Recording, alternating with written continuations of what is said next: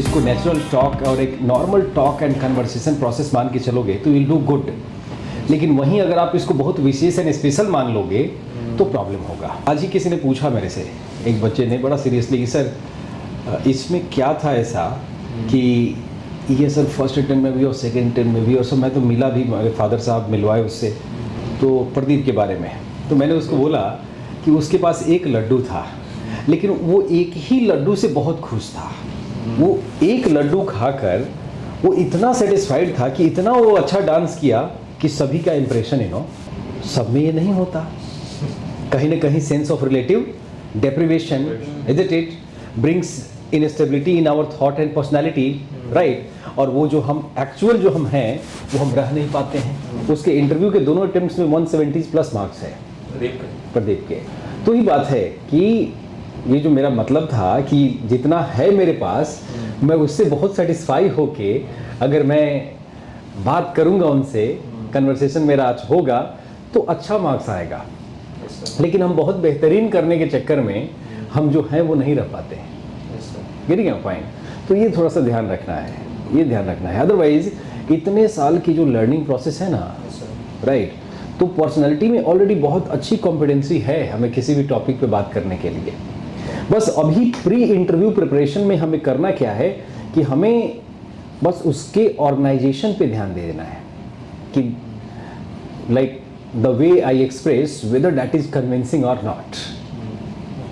अगर जैसे फार्मर्स के ऊपर कि tell us something to double farmers income, अब यहाँ पे या तो हम शॉर्ट आंसर लिखें या लॉन्ग आंसर लिखें, या इंटरव्यू में जो रिक्वायर्ड है वो उसका जवाब दें कि sir farmers income can be doubled by minimizing cost of production and increasing right profit, है ना, आउटपुट फ्रॉम एग्रीकल्चर। बस ये दो ही पॉइंट बोलना है हमें। डेप्थ ऑफ अंडरस्टैंडिंग दिखानी है, कॉन्सेप्चुअल क्लैरिटी दिखाना है, न कि उधर फैक्चुअल लिस्टिंग करनी है। Getting a point? यहीं पे प्रॉब्लम हो जाता है कि हम क्या होते हैं कि हम बताने, पहले से हम क्लियर नहीं रहते हैं इस बात पे, तो हम बताने लगते हैं बहुत, और जिसमें या तो वो कंफ्यूज हो जाते हैं या वो हमको उलझा देते हैं। जब आप ये दो पॉइंट बताओगे तो अपने आप पूछेंगे क्योंकि tell what are your views on increasing output, how to maximize output, how to minimize cost of production. Mains का आंसर नहीं देना है, मेंस का आंसर नहीं देना है, ये बात समझ लेना है हमें कि हम प्रीलिम्स क्वालिफाई हो गए, मेंस क्वालिफाई हो गए।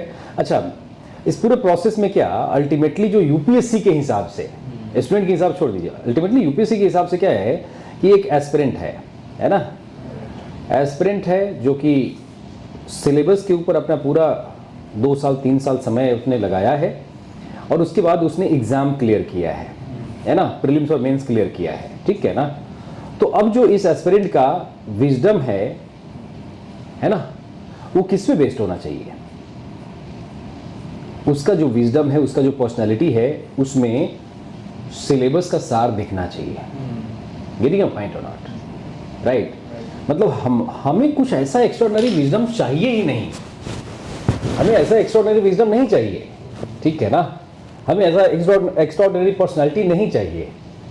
मेरी पर्सनालिटी जो अभी पिछले 2-2.5 साल में ग्रूम हुई है, वो उसी बात से हुई है कि I have like learned syllabus topics, I have studied syllabus topics, right? I have revised, isn't it? I have some viewpoints after learning, and I have good observation of my surrounding. I have general awareness of the things.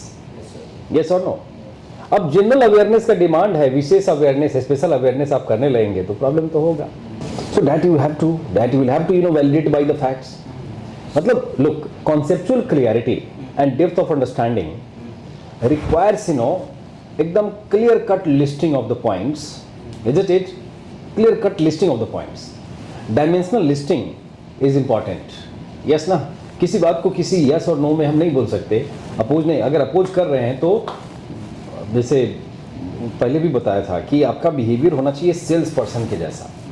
Sales person के पास क्या रहता, 10 points he knows about the product and he speaks everything, he does everything to impress the buyer, reciting those 10 points. Yes ना? तो आपका argument, जैसे आपने argument दे दिया तो उसको स्ट्रांगली आपको बैक भी करना है।